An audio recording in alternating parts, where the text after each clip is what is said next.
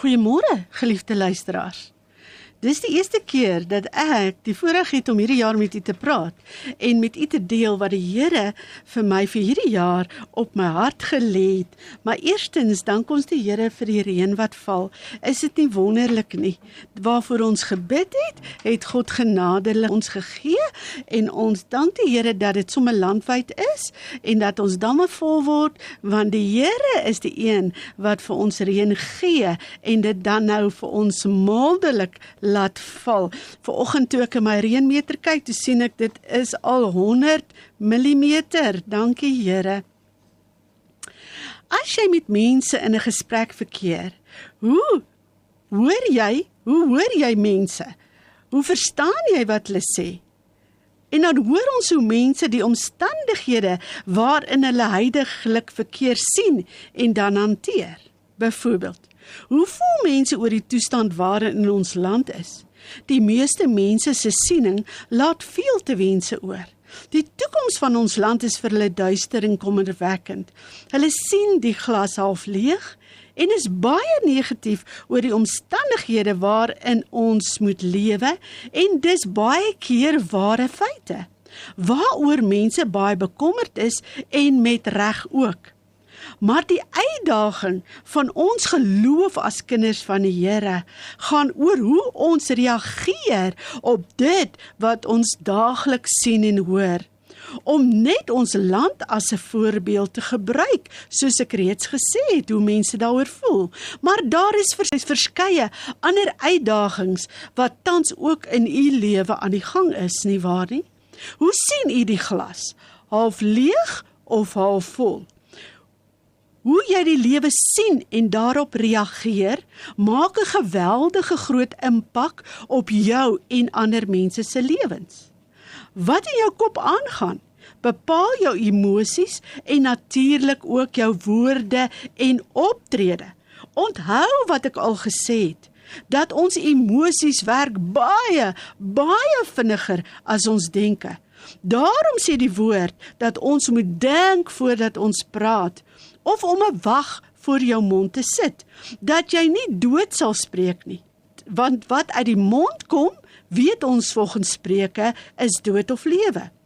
As jy hierdie waarheid nog nie gesnap het nie, geliefde, is dit hoogtyd dat jy dit eerstens sal glo, dat die woord altyd waar is en vir ewig sal staan, en dan moet u iets daaromtrent begin doen. Jy kan nie dood in jou lewe spreek en dan lewe verwag nie. Jy kan nie negatief wees en dan positiewe resultate verwag nie. Dit wat jy saai in woorde, dit sal jy sekerlik maai. Vuil goed kan nie koring word nie. En andersom is ook waar. Ons eerste reaksie uit ons emosies kan gewoonlik negatief en veroordelend wees. Ons sien dan dat die glas half leeg is, en dan bring ons gewoonlik ongeloof en twyfel in 'n situasie in. Dis nie die weg om te kies nie. Uit probleme, siekte, moeilike werksomstandighede of huwelike wat vanoggend aan te wankel is. Daar moet lewe in hierdie omstandighede kom. Daarom moet ons lewe spreek. As ons lewe spreek deur die woord van God, sal ons omstandighede verander. Anders kan dit net dieselfde bly. In hierdie wêreld sal ons as kinders van die Here verskillende verdrukkinge hê, deur omstandighede gaan wat nie altyd vir ons lekker is nie. Probleme ondervind wat ons gaan probeer onderkry. Maar ons kan kies hoe ons hierdie lewe in al sy fasette gaan hanteer. En baie maal het ons omstandighede geloof in God nodig om te verander. Kom ons kyk na 'n verhaal in 2 Konings 4 vers 40. Dis 'n pragtige verhaal en 'n goeie voorbeeld waaroor die boodskap dan vanmôre gaan. Daarna het hulle vir die manne opgeskep om te eet. Ons sien hier, die verhaal gaan oor profete seuns wat natuurlik honger is en dan maak hulle uit die veld kos bymekaar en een man vat per ongeluk wilde ranke wat giftig is en dit word dan ook in die pot gesit. Nou is dit tyd om te eet en die manne skep op. Maar net toe hulle die kooksel wil eet, roep hulle uit, man van God, die dood is in die pot. En hulle kon dit nie eet nie. Maar hy sê, gaan haal dan meel en gooi dit in die pot en sê. En hy sê toe vir hulle, skep uit vir die mense dat hulle kan eet. Wat kan ons uit hierdie verhaal leer? En hy sê dan ook, en daar was niks verkeerds in die pot nie. Die meel, of koring wat hulle maal, die woord van God wat ons daagliks in ons lewe inspreek deur geloof, bring lewe in dooie omstandighede, gee oorwinning oor probleme, genesing waar ons siekte ondervind ensovoorts. Partykeer gebeur die wonderwerk dadelik. En ander kere moet ons blinde geloof gebruik en hou ons oë toe vir die negatiewe in die fisiese riem en hou ons net aan om te bid en die dinge wat nog nie bestaan nie, te sien en te roep asof dit bestaan. 'n skrifgie uit Romeine. Daarom wil ek u vanmôre aanmoedig om in hierdie jaar eerstens jou geloof deur die woord van die Here te versterk en ook ander mense se geloof op te bou en nie saam te stem met negatiewe omstandighede nie. Dit doen niemand goed nie en omstandighede sal nie verander nie. Geloof in ons Here God wat almagtig is en alles vir ons kan doen op antwoord van gebed, verander ons omstandighede. Luister dan na Romeine 4:20. En Abraham het nie deur ongeloof aan die belofte van God getwyfel nie, maar hy is versterk deur sy geloof en het aan die Here die eer gegee en was ten volle oortuig dat die Here God ook die mag het om te doen wat hy beloof het. 'n mond vol oor Abraham se geloof. En hoekom is hy vandag die vader van baie nasies, onsse Vader? Omdat hy in geloof nie gewankel het nie. Hy het my en u gesien, toe die Here vir hom gesê het, kyk na die sterre en die sand van die see, so sal jou nageslag wees. En ek en jy is vanmôre 'n blink sterretjie in die koninkryk van God, deur die geloof wat Abraham openbaar het. Maar geliefde, is jy vanmôre ten volle oortuig dat God in jou omstandighede is en dat hy die mag het om dit te verander? Hoe kan jy ander versterk as jy nie self in die woord van die Here glo en daagliks deur die woord van God versterk word nie? Markus 11 sê Jesus antwoord en sê vir hulle sy disippels, julle moet geloof in God hê. Julle moet geloof in God hê. In wat of wie stel jy vanmôre jou geloof? Jeremia 17 is ook 'n skrif wat u vanmôre ter harte kan neem. So sê die Here, vervloek is die man wat op die mens vertrou en vlees sy arm maak. Dit sluit natuurlik jou eie vlees ook in. Terwyl sy hart van die Here afwyk, jy steun nou op vlees en dan wyk jou hart van die Here af. En daai persoon sal wees soos 'n kaal bos in die wildernis. Hy sal nie sien as die goeie kom nie, maar dorp plekke in die woestyn bewoon, 'n brakkerige en onbewoonde land. Dit lyk of klink nie goed nie.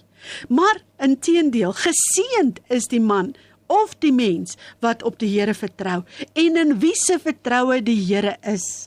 Want daardie persoon sal wees soos 'n boom wat by water geplant is, sy wortels uitskiet by die stroom en nie vrees as die hitte, as die probleme, as siekte, as wat se omstandighede ook al kom nie. Sy blad sal groen bly en in die jaar van droogte is hy nie besorg nie en hierdie persoon sal ook nie ophou om vrugte te dra nie. Is dit hoe jy vanmôre lyk? Hoe lyk jy? Geen geloof nie? Twyfel? Betwyfel die woord? Is altyd in 'n toestand?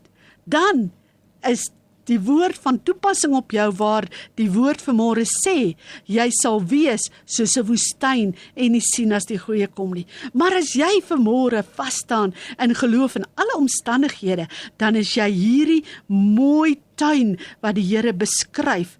Jy's 'n boom wat by water geplant is. As die hitte kom, bly jou blad groen en jy sal aanhou vrugte dra. Maar hoe ontvang ons geloof in die Here? En hoe word my en u geloof in die Here versterk? Romeine 10:17, moet dit nie vergeet nie. Leer sommer hierdie skrifversie saam met my vanmôre. Die geloof is dus uit die gehoor. En die gehoor is deur die woord van God. As jy nie gereeld die woord van God inneem nie, sal jou geloof in die Here gebrekkig wees. Luister na Jeremia 15:16.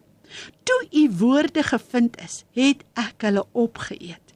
En die woord was vir my vreugde en vrolikheid vir my hart, want u naam is oor my uitgeroep, Here, my God van die leerskare. Pragtige skrifversie. Romeine 16:25 sê ook, aan God dan wat magtig is om julle te versterk, volgens my evangelie en die prediking van Jesus Christus. Dis Paulus wat sê, die woord wat ek tot julle spreek, en die woorde van Jesus, is magtig om julle vanmôre te versterk in julle geloof. Ons sien dan, Jesus wat die woord is, versterk ons geloof. Ons moet dan luister na die woord, sodat ons kennis kan verkry van wie God is, hoe hy werk en wat hy vir ons wil doen. En dit versterk ons geloof. Ten tweede, wat versterk ons geloof nog? Efesiërs 3:16, dat hy aan julle mag gee na die rykdom van sy heerlikheid, om met krag versterk te word deur sy gees in die innerlike mens. Hierdie skrifgie bid ek baie, want as jy emosioneel swak is en nie onder druk staande kan bly nie, het jy nodig om vanmôre hierdie skrifgie te quoteer dag na dag. En vandat ek dit begin doen het ek agtergekom, ek staan deur baie moeilike omstandighede. Hoekom? Omdat God se gees my versterk in my innerlike mens, om weerstand te bied, om te vertrou en te glo. Maak nie saak wat op jou pad kom nie, dat jy nie emosioneel uitmekaar sal val nie. Ek moedig u aan, begin dit te bid. Lukas 22:31 sien ons hier van waar Jesus saam met sy disippels aan tafel was met die laaste avondmaal, totdat hy in die tuin van Getsemane gebid het. Luister baie mooi wat die Here Jesus hier sê. En die Here sê, Simon, Simon, kyk, die Satan het vurig begeer om julle soos koring te sif. Maar ek het vir julle gebid dat julle geloof nie sal ophou nie. En as jy eendag bekeerd is, moet jy jou broers versterk. En hy het vir hom gesê, Here, dis nou Petrus, ek is gereed om saam met u self in die gevangenis te gaan en in die dood in te gaan.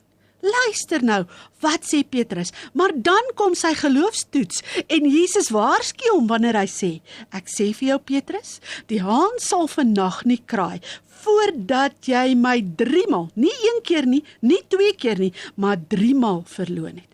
Wat was Petrus se geloofstoets? Juis wanneer hy hom gekonfronteer het of hy Jesus ken, het hy Jesus geval en het hy dit ontken. En toe hy op die Olyfberg kom, dis waar hulle gebid het, voordat Jesus gevange geneem is, sê hy weer vir hulle, bid dat julle nie in die versoeking kom nie. En 'n engel uit die hemel het aan Jesus verskyn en hom versterk. Luister mooi daarna. En hy sê vir hulle, wat slaap julle? Staan op en bid. Staan op, wees sterk. Staan op in jou geloof en bid dat julle nie in die versoeking kom nie. Teen watse versoeking waarsku die Here hulle? Dat hulle geloof nie moet skade ly nie. Ten derde sien ons dan, 'n engel uit die hemel het aan Jesus verskyn en hom versterk. Die Here gee aan engele bevel om ons te bedien hier op aarde. Hier sien ons dat 'n engel het aan Jesus verskyn en hom versterk vir die kruisigingspad wat vir hom voorgelê het.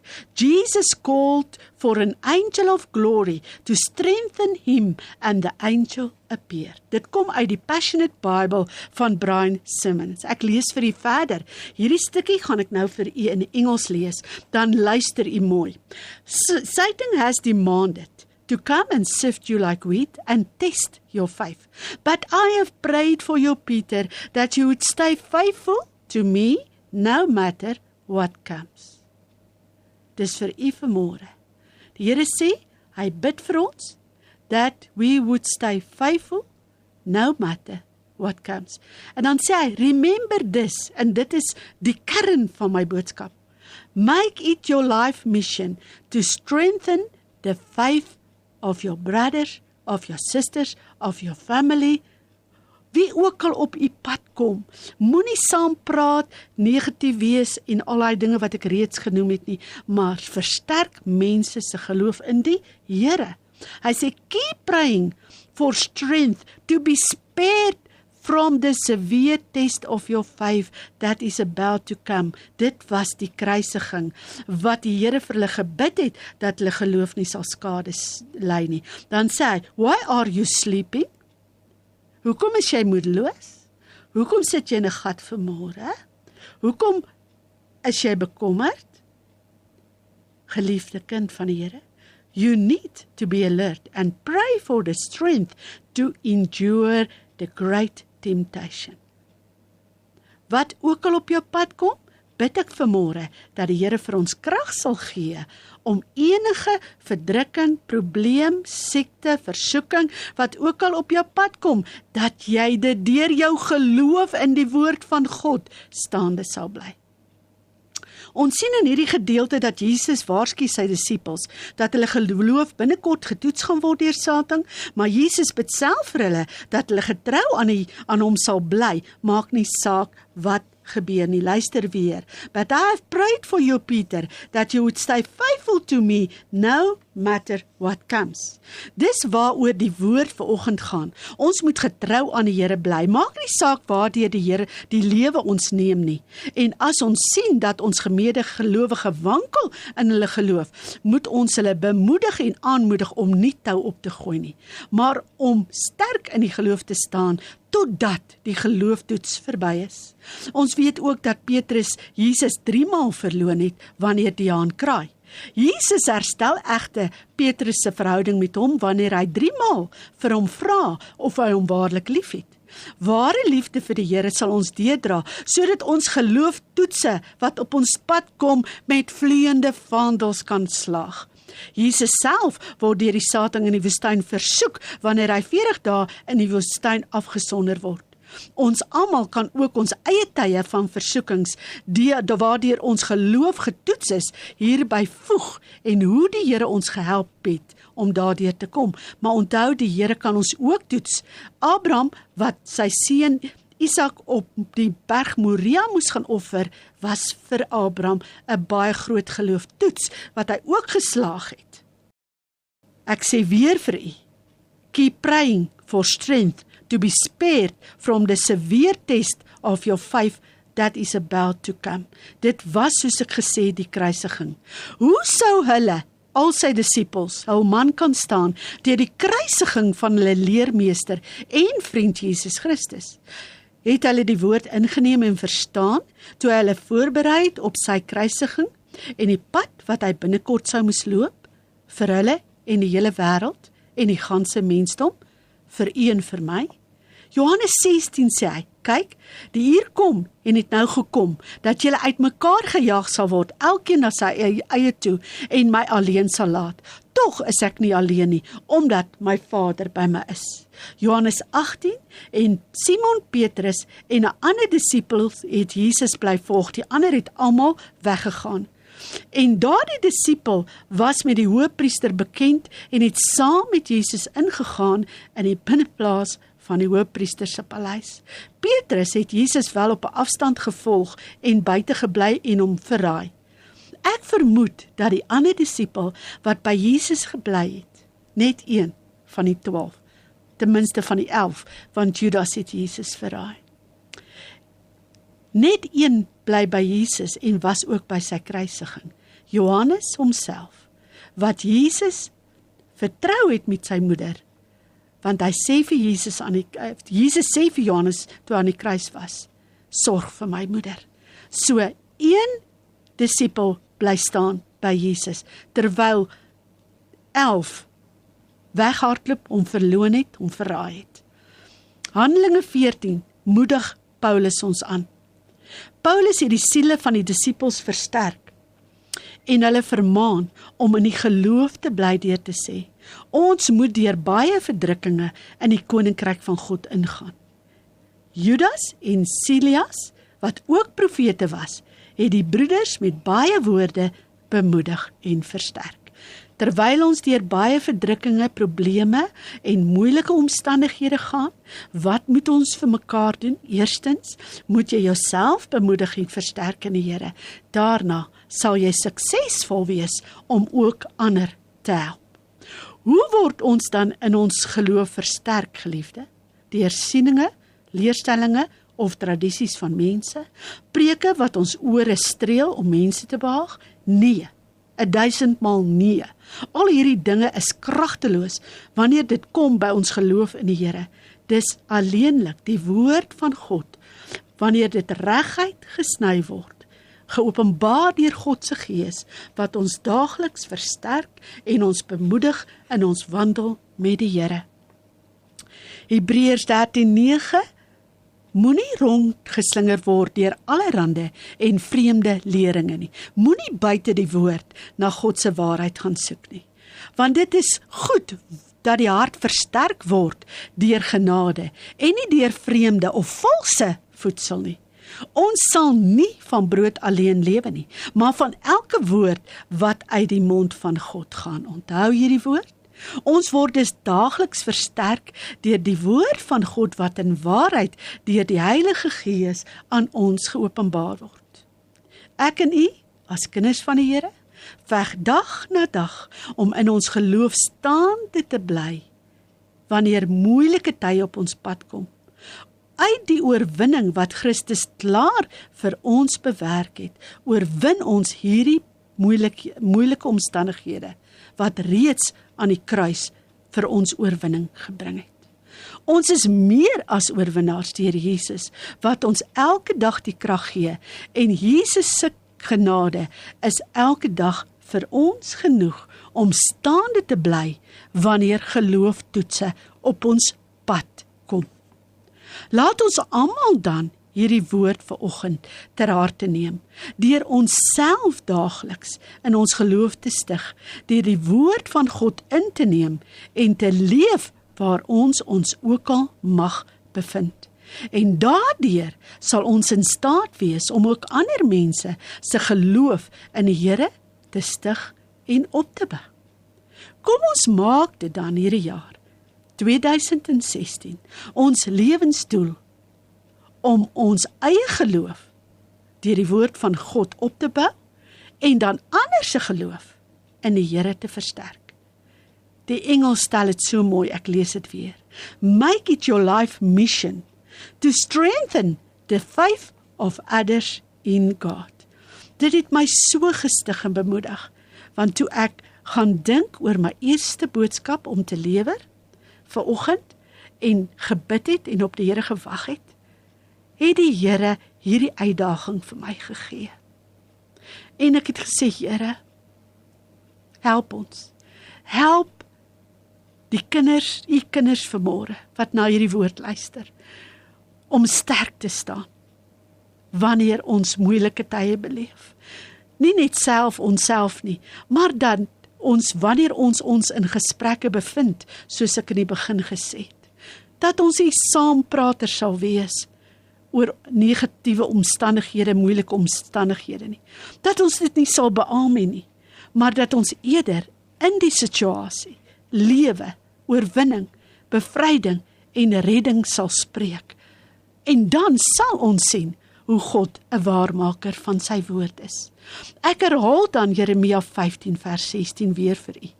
Toe u woorde gevind is, het ek hulle opgeëet, en die woord was vir my vreugde en vrolikheid vir my hart. Dis die toestand wat die woord in jou hart veroorsaak, as jy dit lees en inneem. Want u naam is oor my uitgeroep. U naam is oor ons land uitgeroep. U naam is oor my werksomstandighede uitgeroep. U naam roep ek oor my liggaam en oor my kinders uit. Want Here God, u is 'n waarmaker van die woord. Laat die woorde van God nie net vreugde en vrolikheid vir jou hart wees nie, maar ook vir ander mense wat die Here daagliks op jou pad stuur. Want dis die krag in die woord van die Here, soos ek gesê het, wat die bande breek, wat siele red, wat slawe vrymaak en siektes genees. Geliefde luisteraar, lees die woord, geniet die woord, leef die woord en deel die woord daagliks uit waar dit ook al nodig mag wees. Sterkte in en deur die Here Jesus Christus, onse Heer en leermeester. Kom ons bid dan vanmôre saam. 1 Petrus 5 vanaf vers 10. En mag die God van alle genade self, wat ons geroep het tot sy ewige heerlikheid in Christus Jesus, nadat ons 'n kort tyd gelei het ons lewe op aarde en deur allerlei verdrukkinge gegaan het, ons volmaak, bevestig, versterk en grondves deur sy kragtige woord. Here, dankie dat ons vanmôre as u kinders kan steun op u woord. Maar Here, ons bid dat soos ons die woord inneem, u dit in ons harte sal lewendig maak, sodat ons lewe daarvolgens kan inrig. Ek bid vir elke luisteraar vanmôre, dat ons hierdie woord sal bedink, dat ons in die geloof moet staande bly, en dat ons ook die geloof van ons medegelowige, alle mense wat u op ons pad bring, kan bedien met u woord. Gee ons dan die krag, Here, om in en deur u woord te lewe. Luisteraar, ek wil net onder die aandag bring, dat al die boodskapies wat ek bring, u kan dit op YouTube vind, sit net my naam en van in, Loretta Vosloo, en u kan dit weer gaan luister.